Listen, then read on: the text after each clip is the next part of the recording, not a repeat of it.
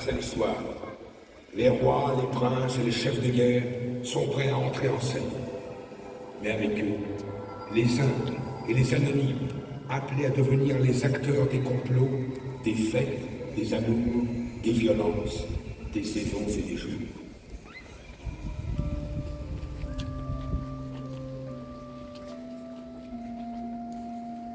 Une jeune fille de 17 ans, prise dans la chaîne. Elle se nomme Jeanne d'Arc. Un seigneur s'approche d'elle, un soldat. Il a 26 ans. Un jour, il sera maréchal de France. Qui va là? C'est moi. Gilles de Rais.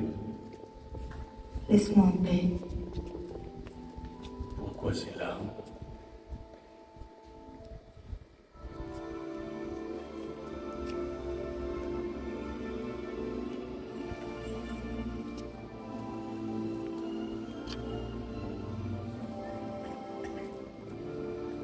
Je pleure ceux qui vont mourir par mon ordre.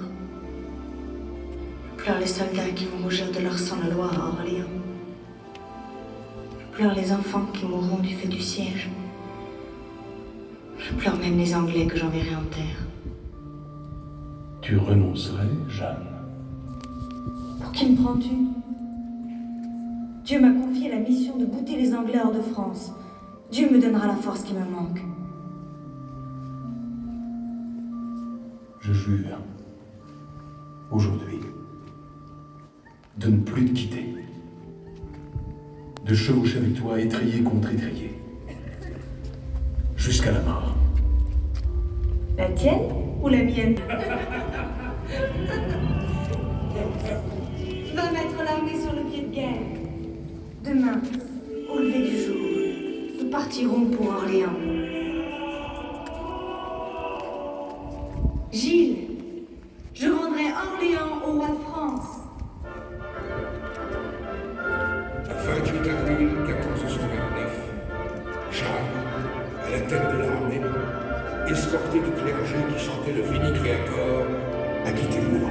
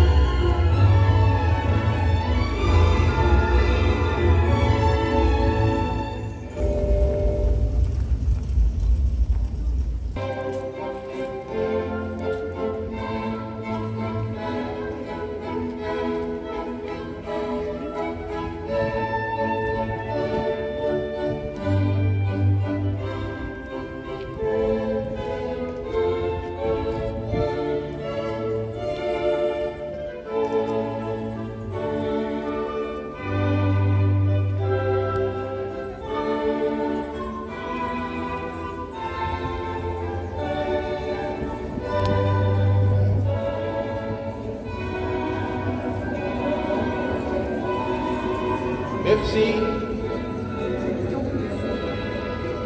Merci d'avoir répondu à mon invitation et d'être venu ce soir, vous, messires, et vous, mesdames, retrouver Charles d'Orléans, votre prince, à l'occasion de ce tournoi de poésie que j'aime tant, vous le savez, à présider. Venez autour de moi, messires les poètes. Je propose à votre inspiration un thème qui s'ordonnera autour d'un premier vers. Je meurs de soif auprès de la fontaine. Je me dois de vous donner l'exemple et d'ouvrir le feu. Je meurs de soif auprès de la fontaine. Suffisance est, et si suis convoiteux. Une heure n'est plus d'une quarantaine. Droit et parfait, je chemine en boiteux. Très patient, plus que nul et dépiteux, je retiens tout. et ce que j'ai d'espoir, à moi cruel et aux autres piteux, le neutre suit et s'y tient les deux parts.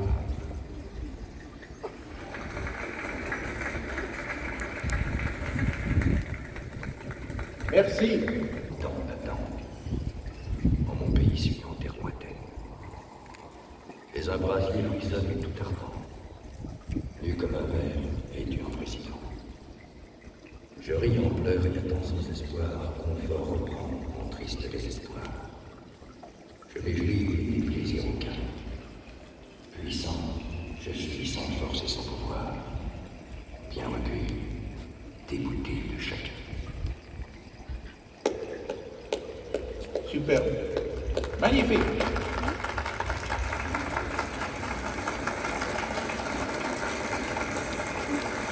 Tu vas nous dire ton nom. Je n'ai point de raison, monseigneur, de le cacher. Je me nomme François Villon.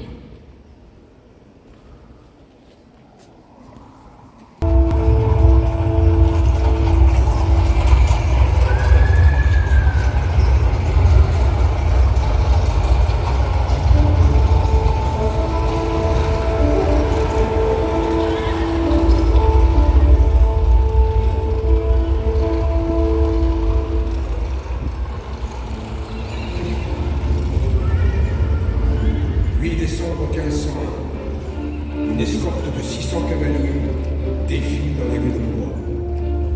L'archiduc d'Autriche et son épouse, venant de leur province de Flandre, traversent la France pour regagner l'Espagne.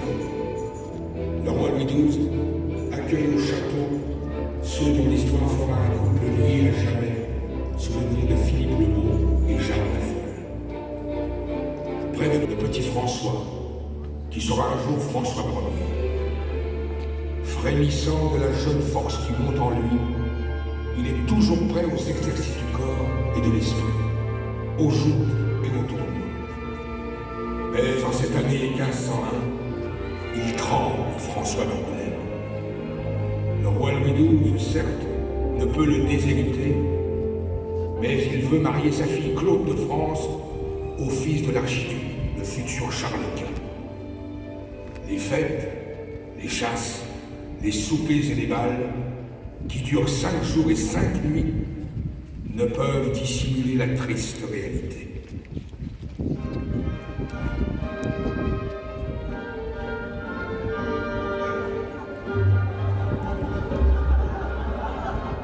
Eh bien, mon frère d'Autriche, nous voici en accord. Je donne ma fille Claude à votre fils Charles. Elle lui apportera en dot la Bretagne, la Bourgogne et le comté de Blois. Alliance contre nature. Privé de ses plus belles provinces, que va-t-il demeurer du royaume de France? Que restera-t-il à l'ambitieux François d'Angoulême lorsqu'il en héritera? Mais le peuple de France est là. C'est le peuple pour rendre à la France sa force et son unité. Louis XII donnera raison à ses sujets.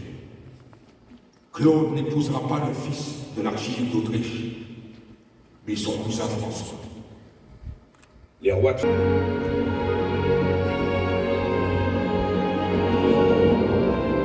Moi, François Ier, roi de France, par la grâce de Dieu, j'ordonne ici, en mon château de Blois, que l'on fonde la vaisselle d'or du roi Louis XII afin d'en retirer 1 million d'écus. Ainsi pourrai-je réunir les hommes, les armes et les chevaux pour conquérir en Italie ce qui est mon bien et ce qui est mon droit, Milan. Il est ici, parmi nous, le roi François Ier. Tenez, il traverse la cour, revêtu de son armure, portant son épée si lourde. Ce colosse, l'homme le plus grand de son temps, est le seul à pouvoir la sauver. Il est jeune, il est beau, il incarne l'image triomphante de la monarchie française. Le 4 juin 1515, il quitte Blois. À l'arrivée, un nom qui sonne comme une fanfare, Marignan.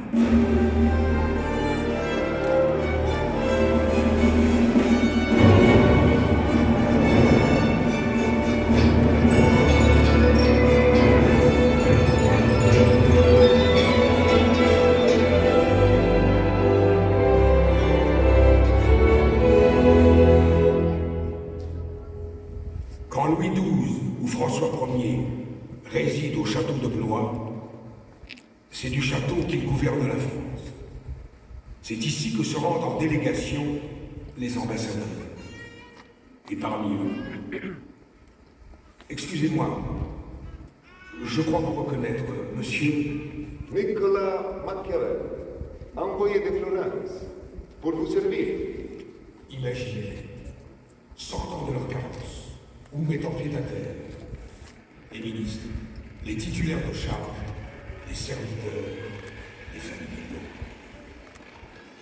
Que me dit-on, monsieur le gouverneur de mes écuries? Vous ambitionnez de devenir échevin de la ville de Blois. Mais ce ne sont que des marchands qui siègent aux assemblées municipales. Je suis comme eux, citoyen de cette ville. Pourquoi leur abandonnerais-je ce privilège?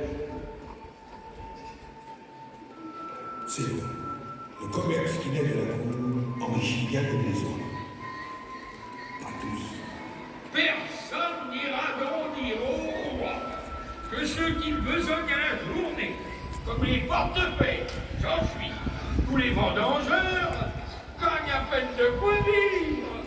Quand le roi faudra-t-il entendre que c'en est trop pour les marchands, outre les impôts qu'ils lui doivent, de les payer aussi aux comtes, et pour finir, aux vassaux des comtes? Allons, cessez de gémir.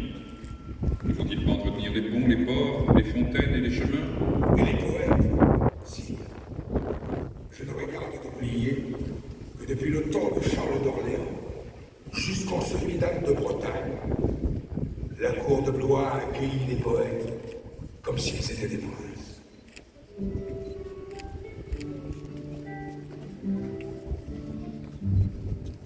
Tenez, voici le plus grand. Votre nom, monsieur? Je veux l'entendre de votre bouche. On m'appelle Pierre de Ronsard. Je vous vois fort attentif à une jeune dame. Ne se nomme-t-elle pas Cassandre? C'est à moi, en effet, que je viens de la rencontrer pour la première fois. Elle est fille d'un banquier florentin. Et je sens déjà que pour elle, je vais écrire bien des vers. Merci. Mignonne, allons voir si la rose, qui ce matin avait éclos sa robe de bleu au soleil, n'a plus perdu ses fenêtres, les plis de sa robe tournée, et son teint au vôtre pareil. Il a 20 ans pour ça. Et du génie.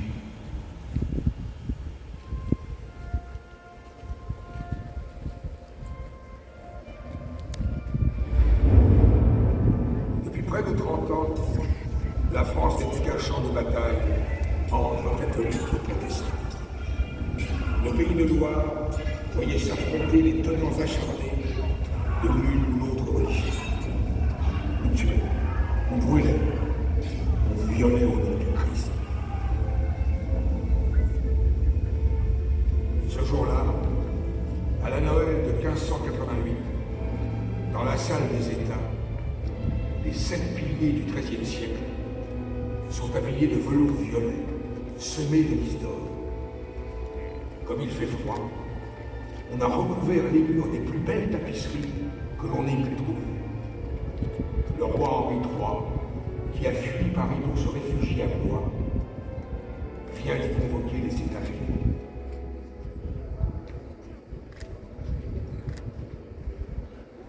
Voici, entre le 3e et le 4e pilier, la tribune. On l'appelle échafaud, où sous un énorme dais s'est assis Henri III. À sa gauche, la reine Louise. À sa droite, sa mère, tout entière vêtue de noir, vers qui se portent tous les regards. Catherine de Médicis. Elle est là, face à cette foule, prisonnière de son éternelle obsession.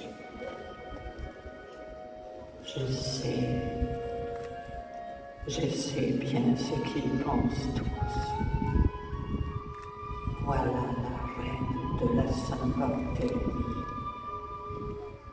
Voilà celle qui a fait couler le sang des Huguenots. Pourquoi oublie-t-il que je n'ai pas voulu cette guerre entre Français? Que toute ma vie je me suis acharnée à rapprocher catholiques et protestants,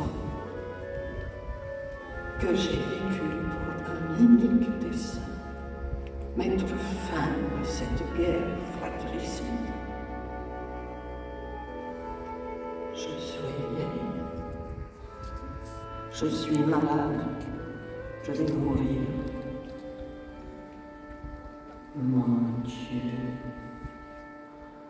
Mon Dieu, faites que mon fils, le roi Henri III, entende le dernier de mes conseils et qu'il accorde le même amour à ceux qui prient en latin comme à ceux qui veulent prier en français. Messieurs,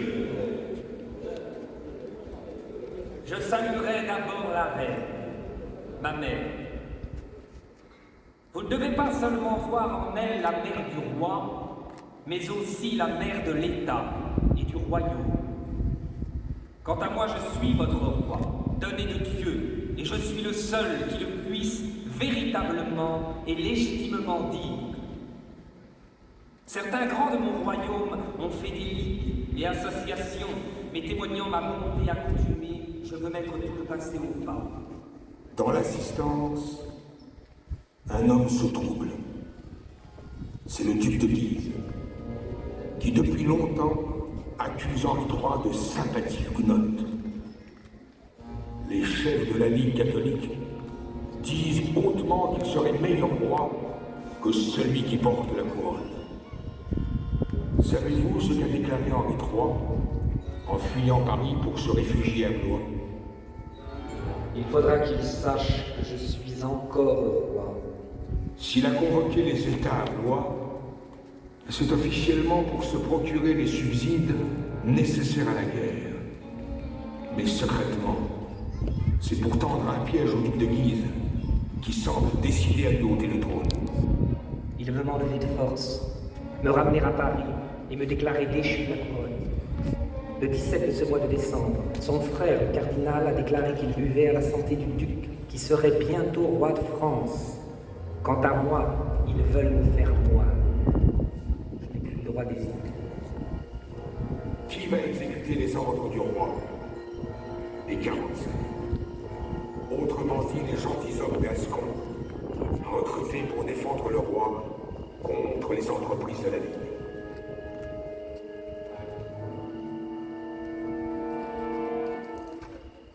Sire, j'ai ouï dire à Blois de méchants bruits à mon égard.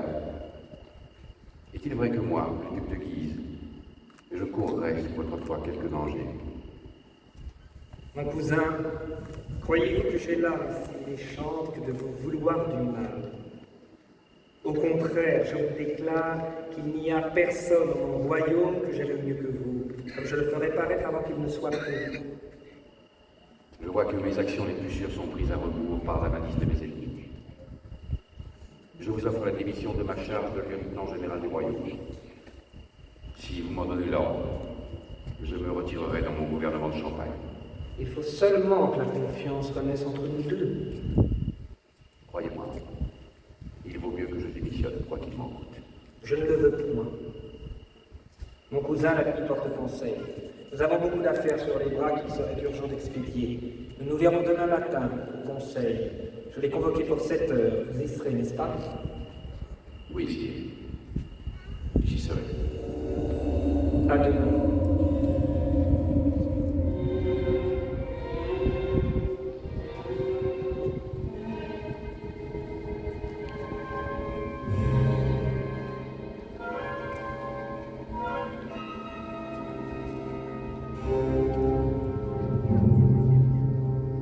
Que les 45 se trouvent demain, 23 décembre, à 5 heures du matin, dans la galerie des Serres.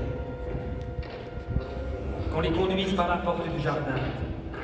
Que jusque-là, ils tiennent leur langue.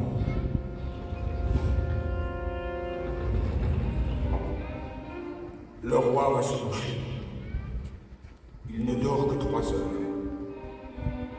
Comme il en a donné l'ordre, on vient l'éveiller à 4 heures précises. Un peu avant cette heure, les membres du conseil gagnent la salle où ils doivent se réunir. On introduit les 45 dans la chambre du roi.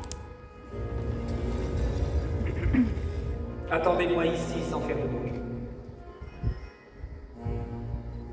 Henri III gagne alors son cabinet, où l'attendent les membres du conseil.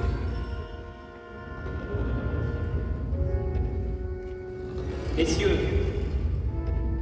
dois-je vous rappeler la façon dont le duc de Guise s'est comporté à mon égard depuis l'an 1585 ? Dois-je évoquer les bienfaits dont pourtant je l'ai comblé ? Je suis sûr que vous ne vous souvenez que de l'ingratitude de cette âme déloyale. Cet homme est si aveuglé d'ambition qu'il est à la veille d'oser s'en prendre à ma couronne et à ma vie, si bien qu'il m'a réduit en cette extrémité qu'il faut que je meure ou qu'il meure, et que ce soit ce matin.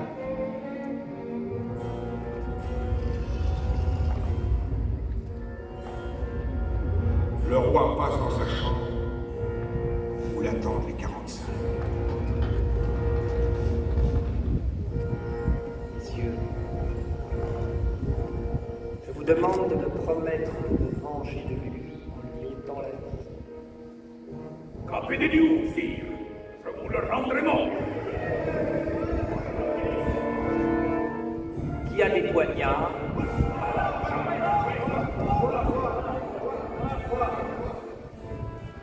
Que ceux qui les ont donnés dans cette chambre, que 12 autres soient postés dans le cabinet vieux.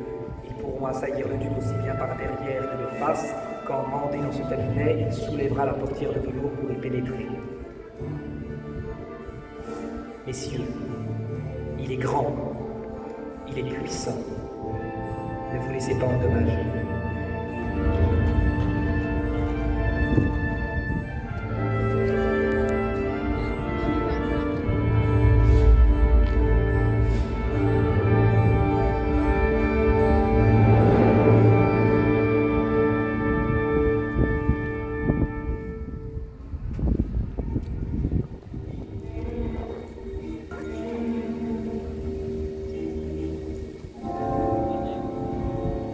Le duc de Guise marche à la mort et ne le sait pas. Il a passé la première partie de la nuit dans le lit de la jolie Charlotte de Sauve. À 3 heures, il a regagné son appartement. À 6 heures, on est venu l'éveiller. Il s'est fait habiller d'un pourpoint de satin gris, à ceint son épée, et il fait froid. S'est couvert les épaules d'un mantelet. 7 heures sonne à l'église Saint-Sauveur. Seule une petite escorte accompagne le duc, qui descend dans la cour. Il la découvre battue par une pluie torrentielle. Pourtant, il est d'humeur charmante. Même, il fredonne une chanson.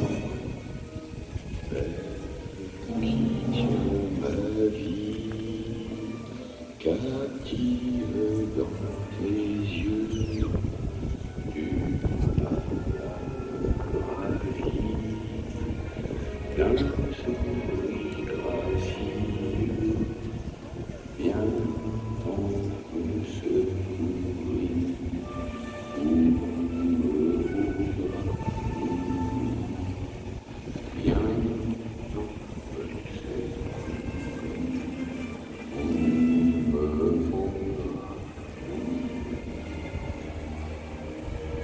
La veille, son chirurgien est venu le supplier de se tenir sur ses gardes. Des gens lui ont confié que le roi voulait le faire tuer. Cela ne sera jamais. Il n'oserait. Guise s'approche du grand escalier François Ier. Il y trouve des gardes, dont l'un lui marche sur le pied. Pourquoi tu fais cela? Il passe outre, pénètre dans la salle du conseil. Il n'y a là que 4 gentilshommes délégués par le roi, et qui contraignent leur visage à rester impassibles. Ce qui va commencer, c'est le plus singulier, le plus dramatique. le plus hypocrite de tous les conseils royaux qui jamais se soient tenus. On traite des affaires courantes. On s'ennuie. Guise tout à coup se met à saigner du nez. Il a froid. On lui donne un mouchoir. On allume un feu dans la cheminée. A-t-il compris qu'il est tombé dans un piège? Quand pénètre dans la salle un envoyé du roi, le duc de Guise tremble de tous ses membres. Monsieur, le roi vous demande. Il est dans son cabinet vieux. Guise se lève si brusquement que derrière lui sa chaise tombe à terre. Il aperçoit dans un drageoir quelques brunes de brignoles. Il en grignote 2 ou 3, lance les autres sur la table. Messieurs, en voulez-vous? Il roule son mantelet autour de son bras gauche et soulève son chapeau de la main droite. Adieu, messieurs. En ce temps-là, on ne frappe pas à la porte. Guise va donc gratter à la porte de la chambre royale. Après coup, il y pénètre, sans marquer la moindre hésitation. Il voit là les 8 gardes ordinaires. Devine-t-il que chacun tient un poignard dissimulé sous son mantelet? Chacun le salue, et il les salue. Il se dirige vers le cabinet vieux. Pour y pénétrer, il faut ouvrir une porte basse, masquée d'une tapisserie. Guise la soulève du bras gauche, se courbe pour franchir la porte, et aperçoit au fond d'un couloir profond de 2 mètres d'autres gardes qui l'attendent. Comment pourrait-il conserver le moindre doute? C'est la mort qu'il aperçoit dans leurs yeux. Et lui les regarde à son tour, et ce regard est si terrible que ses reîtres reculent des 2 pas. Un seul a le courage de s'avancer. Il agrippe le bras de Guise et le frappe de son poignard en pleine poitrine. C'est la curée. Les autres se jettent sur lui, le frappent dans le dos, à la gorge, au rein.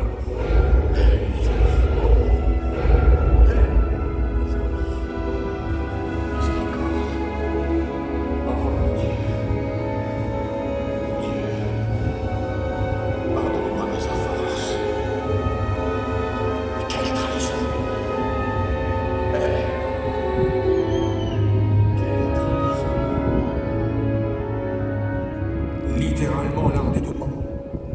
Il s'effondre pesamment sur le sol. À ce bruit, le roi ouvre la porte de son cabinet. Le cœur palpite encore. Henri III se penche, tâte les lèvres de sa main. Guise, encore vivant, laisse échapper un dernier sanglot et remue la tête comme s'il voulait parler. Fouillez-le. Dans ses chausses, on trouve une petite bourse. Et dans celle-ci, un billet que l'on tend au roi. Voilà, messieurs, ce qu'il a écrit au roi d'Espagne et qui confirme sa haute trahison. Pour entretenir la guerre en France, il faut 700 000 livres tous les mois. Le roi recule de 3 pas. Le regarde. Il paraît encore plus grand mort que vivant. Le lendemain, son frère, le cardinal de Lorraine, sera exécuté à coups de hallebarde. Les 2 cadavres découpés en morceaux seront brûlés dans une cheminée du château. À Catherine de Médicis, Henri est venu dire: à présent, ma mère, je suis roi. 12 jours plus tard, ici même, au château de Blois, Catherine de Médicis rendra son âme à Dieu. 6 mois plus tard, Henri III tombera à son tour sous les coups de poignard du moine Jacques Clément.